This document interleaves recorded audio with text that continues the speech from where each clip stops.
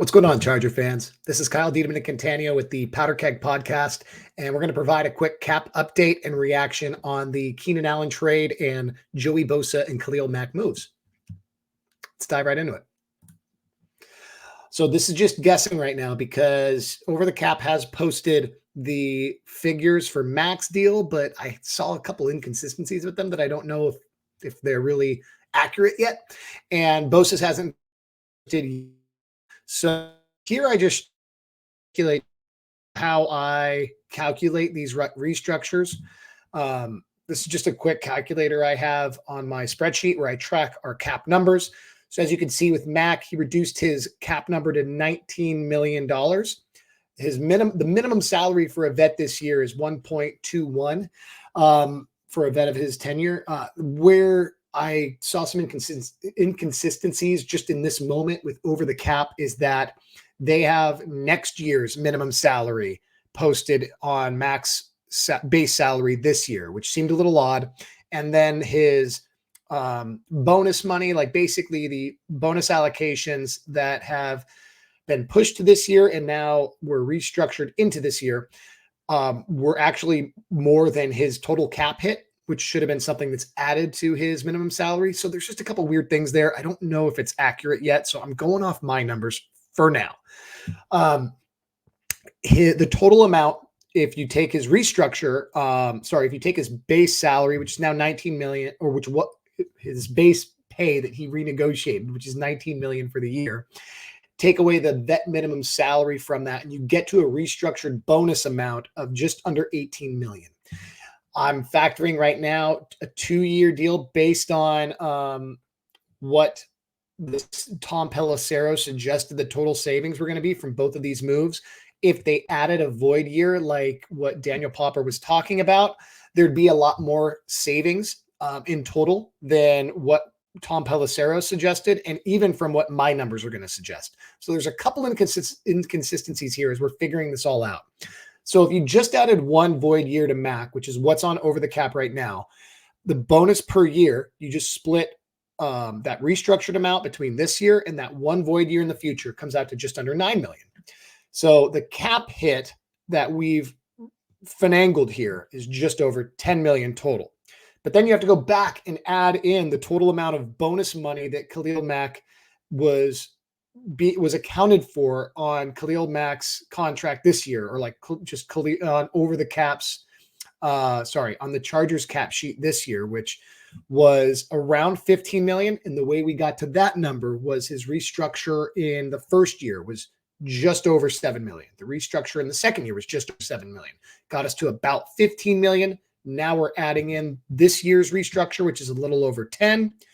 And that brings us to a cap number of just over 25 million. Sorry, guys, I'm bumbling my words a little bit here because it's a really confusing process, but that's how I get to that number.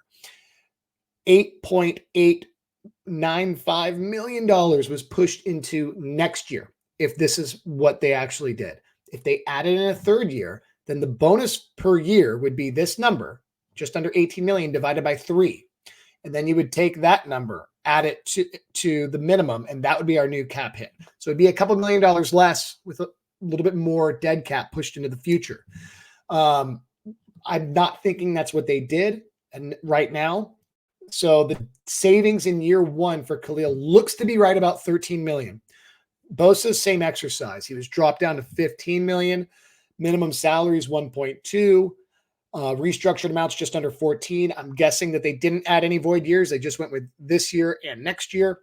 Makes his bonus per year just under 7 million. His year one cap hit from just the restructure should be just over 8. And then when you add in his previous bonus allocations, that gets it to about 22.7. This is going to push 7 million into dead cap into next year. I call it dead cap, even if he's on the roster, because it doesn't matter what happens to Joey with that money. That money was a loan, okay, from next year. It's just got Bosa's name attached to it, but we've just used Joey Bosa and his contract to dip into next year's cap sheet. The savings is just under 14 million. That gets me in a slight disagreement with where Tom Pelissero had his numbers. He reported that 24 million was saved in total, just about in cap.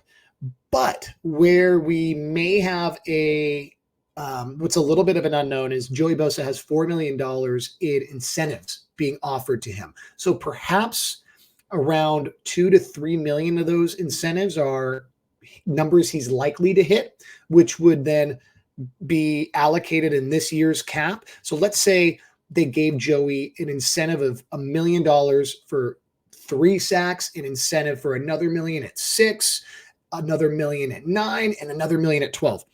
The team could say you're likely to hit 6 sacks. So 2 of that million, the first 2 thresholds, are going to be put on this year's cap as a likely to be hit incentive. If it's an unlikely to be hit incentive, let's say they decided over 6 million was considered unlikely, it would then be just kind of pushed to the side for now. And if Joey does hit those numbers, they are affected on next year's and reflected on next year's cap. So that's kind of how that could work. That might be why my numbers disagree with Tom Pelissero's. We don't know the details yet, but that's an example of how that could be structured that would create those kind of inconsistencies. But right now, just imagine about a range of $24 to $26 million saved from these 2 moves. And the nice thing is even though I was initially sour on them, I'm really stoked that they took these pay cuts to make it happen. If you were to ask me, this is where this is less math and numbers and actual facts and more Kyle's opinion. But I really don't think Khalil Mack was asked to take a pay cut straight up. Khalil Mack was coming off his best year. You can't tell me that he couldn't have gotten more than 19 million on the free agent market right now. If he were cut, he would have been signed to a multi-year deal that would have, over the length of his career, probably paid him more than the decision to stay with the Chargers and reduce his salary to 19 million. He did negotiate that he won't be franchise tagged next year, which is good. He'll get a chance to dip into that multi-year money again. But at this age and stage of his career, getting a multi-year deal after this next coming year is going to be tough. His last chance was probably this year when he balled out and was basically a runner-up for All-Pro, or an All-Pro runner-up.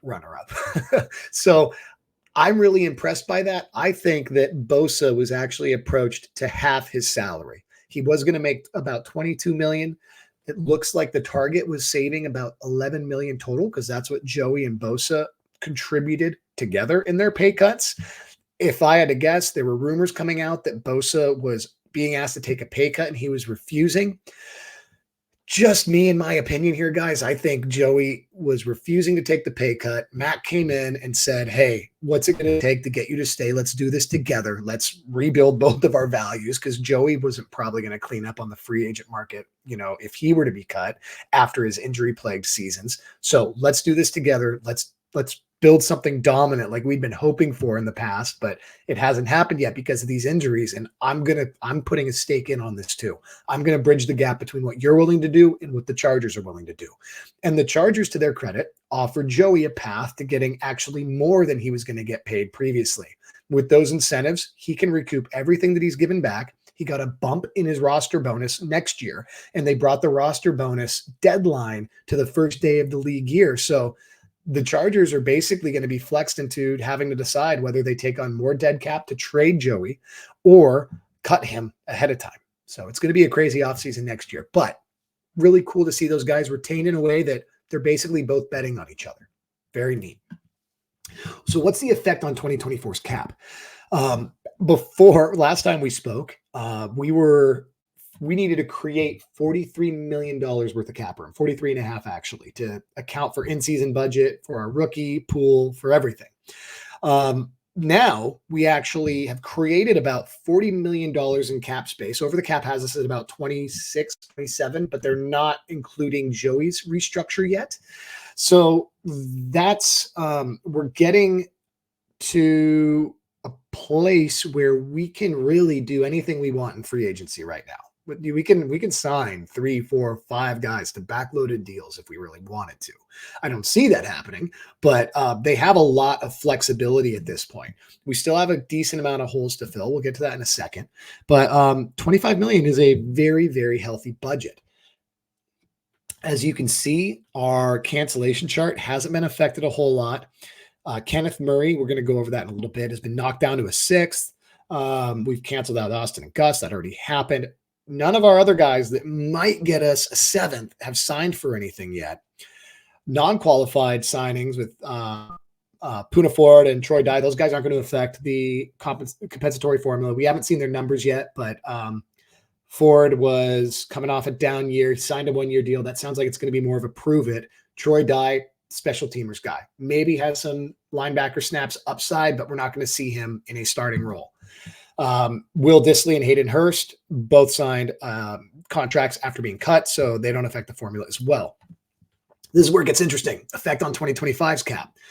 We're going to talk about Keenan in a little bit, but as you can see, by getting rid of Keenan this year, even though we've done a couple moves that have affected next year's cap, actually, and does this account for, let me just double check something real quick, my friends.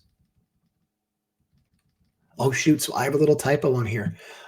Joey's cap isn't accounted for on cap adjustment isn't accounted for on here yet. So let me fix that. That's going to be another $7 million. So we're actually at $32 million in spending power right now for 2025's cap because Joey's number isn't reflected on my little chart here. We went from 49 and now we're down to 32. Now, because we pushed effectively about $17 million from this year's cap into next year's cap, and we haven't done any moves that would save in next year's cap yet. One reason why I saw Joey Bosa as a really good trade target is he was somebody that was going to spring forward that cap space for next year and really let us reload. Now it's a little bit more vague. Keenan didn't represent any savings in next year's cap. He represented this year's savings, and some of that may roll over into next year's cap, but we haven't done anything to help clear up room next year. We didn't really need to. It was just a reason why using Joey's salary to, basically reload this year and backload some contracts into next year made a lot of sense. It would have resulted in, even if we accelerated Joey's cap hit into 2024's budget and allowed him to, by trading him now or just cutting him outright, even though he would have only resulted in $15 million in savings this year, he would have resulted in $32 million in savings next year, which is humongous. So that's off the table now. A bummer with losing Keenan is that takes away another potential 5th round pick for us that we could have gained if we let him walk next year. It's what makes him leaving for only a 4th even more questionable. Even if we decided to borrow from 2025's cap again by restructuring Allen, at least we would have had a year of Allen and that 5th round pick kind of waiting for us next year. Well, actually in 2026, waiting for us on the cancellation chart next year as he leaves. Now that's not available for us. And it's really the net gain is a 4th round now instead of a 5th round in 2 years. That's not a huge gain for what we lose in Keenan walking out the door, sadly. Quick hitting thoughts. And one of them is going to result in me going back. But Keenan for a 4th feels really low. My reaction on Keenan leaving is that I'm really disappointed in kind of how we did it, not necessarily that it did happen. Julio Jones was traded in 2021 for a, it was in summer. So it's kind of weird. You'd consider it the current year's draft pick, but it's really the following season. So you're going to go a whole season without him before getting to that draft pick. But he was traded for a 2nd and a future 4th in exchange for Julio and a future 6th. So you can't really tell me that Julio, after his final season with the Falcons, when he was constantly hurt, banged up, had a really off year, suffering from hamstring injuries, the proof was in the pudding. He was already showing that his, body was kind of falling apart and that he probably wasn't going to be the same Julio that we've always known.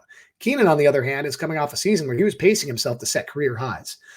I didn't know if Keenan's injuries at the end of the season actually took him out of the season or if they were actually just trying to keep his body healthy when we were already showing signs of being in the season being lost and really not that we were intentionally taking, but why would we risk Keenan being in the game, further hurting himself and lowering his future value, all to just push us further back in the draft standings? That doesn't make sense in the draft order. So I'm really surprised that we traded him for a fourth. I'm even more disappointed that we traded him to a fourth to a team that is rebuilding. I get getting rid of his salary cap hit is to be able to use that money now to help bring in some core pieces that are younger that we can see as being building blocks for our future. I totally understand that. But if that's the case, I wish there was a little more of an element of taking care of somebody that was on his way to being a career Charger, that's been through multiple, bad seasons with us, that's always stood by us and was really dead set on being a Charger. I get he didn't, but I really would have something to a contender. Maybe the Niners, maybe the Patriots aren't a contender. Sorry, the Niners or somebody that could have had a good place for him. Maybe the Eagles, and basically even offer to eat some of his cap to try to get a better draft pick, maybe a third, maybe a second. If we restructured half of his salary this year, took that as dead cap, because it's, as you're seeing from that large amount of cap space we have, we've kind of gone to a place where we almost don't need that much in this stage of the free agent game. We've already missed out on a lot of the premier guys. If we were to have made that strategy ahead of time and said, we're not going to get any compensatory picks this year, let's go ahead and get some compensatory free agents now, backload the contract, make it so that we're going to have a lot more outgoing guys next year, and make this the season where, we're not going to get any comp picks, but maybe we'll orchestrate some trades that get us future draft capital to make up for that, and really count on not going heavy in the CFA market next year and letting that be the year we get comp picks for 2026. That would have been another way to address this, and I'm surprised we didn't go that route. By waiting till now, we're in this weird situation where, yes, the second tier of free agency can be great because you get guys at a better value, but it's just kind of surprising. Could we have gotten a Lloyd Cushenberry if he was a good scheme fit for us at only $12.5 million a year to solidify our future, the center position for the next X amount of years? Still could have drafted a guy like JPJ or Frazier or even Limmer that could fill in as a guard for the time being, compete there, and eventually transition into center if we wanted to let Cush walk after 3 years. Kind of surprising. That portion of it bums me out, but it is what it is. It's sad to see Keenan go. We're going to miss him. He was an amazing, amazing Charger. He's going to be in the Ring of Fame one day. Ring of Honor, whatever you call it. But it's kind of sad. It's very sad. So best of luck to Keenan with the Bears now. Wish he was on a contender. The good news is the team has a lot of weapons around Caleb Williams when they probably draft him. So hopefully it's not a long rebuild and he's back to competing in the NFC in no time. Off my high horse here, off my soapbox, sorry. Kenneth Murray officially drops to a 6th-round compensatory pick. There's lots of cap available and less cap in 25, so it could suggest that we decide to just say, screw it, 2 6s isn't enough. Let's go back and reinvest into this free agent pool now and backload these deals to overload on comp picks next year. That's totally a potential with where our cap sits right now. With this cap, everybody, I have accounted for, like I said, we're down to $32 million in cap space now. And we are accounting for Rashawn Slater on the cap, but we are not accounting for Khalil Mack potentially getting extended, which, if based on Khalil Mack making this deal, I think there is incentive for him to stay with us long-term. If he wanted to go somewhere and compete because he didn't feel like we were going to be competitors, he would have done it this year, my opinion.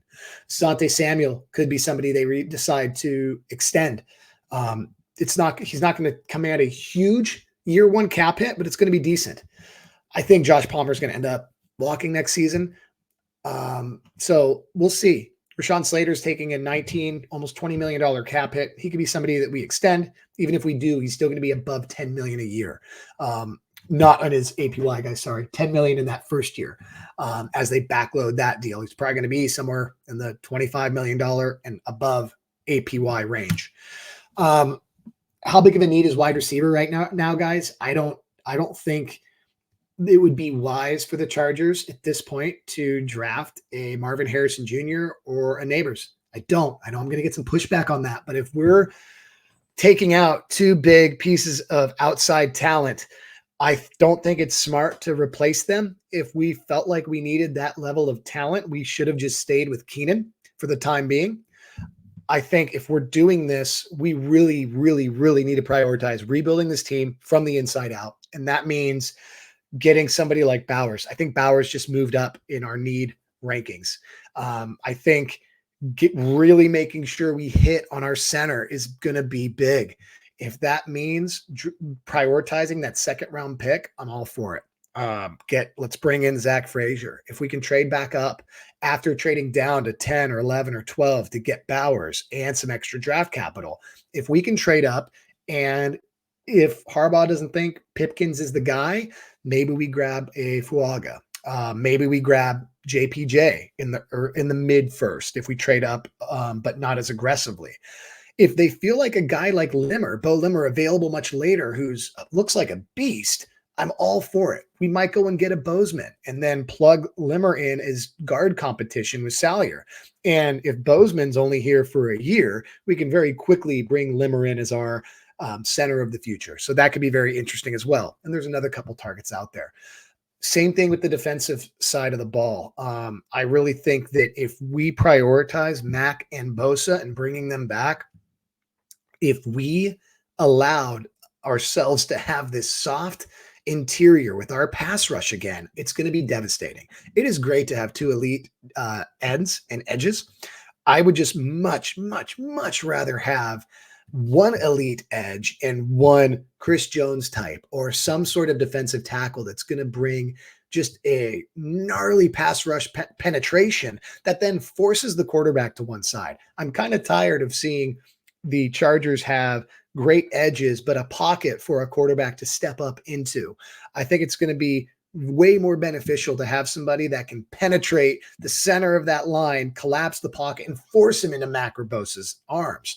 If they do that, then keeping Mack and Joey together makes all the sense in the world. If we go get that aggressive pass rushing defensive tackle, it's going to be a boon.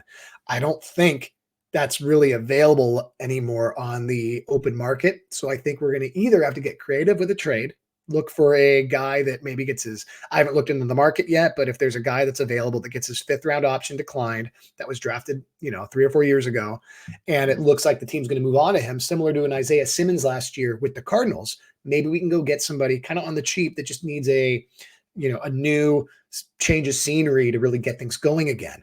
Otherwise, using as high of a pick as a second makes a lot of sense. Maybe even defensive tackle after a trade back is their first priority if they think they can find their tight end of the future later in the draft with some targets that we've talked about before.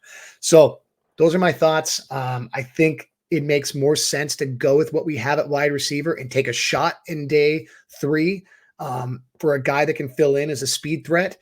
Let Palmer get wide receiver 1 snaps. It's a counting stat position, so feed him some passes, try to get him over 1,000 yards, and then let somebody pay him as a wide receiver 1 next year, and maybe we end up getting a third for him. Even if he's a wide receiver 1B or a wide receiver 2, we're seeing wide receiver 2s get borderline round 3, round 4 compensatory pick valuations. So if that happens, that would be huge for us. Hope you guys enjoyed this video, guys. I'll try to get another update up soon. But for now, that's it. This was the Powder Keg Podcast, and have a great one, guys.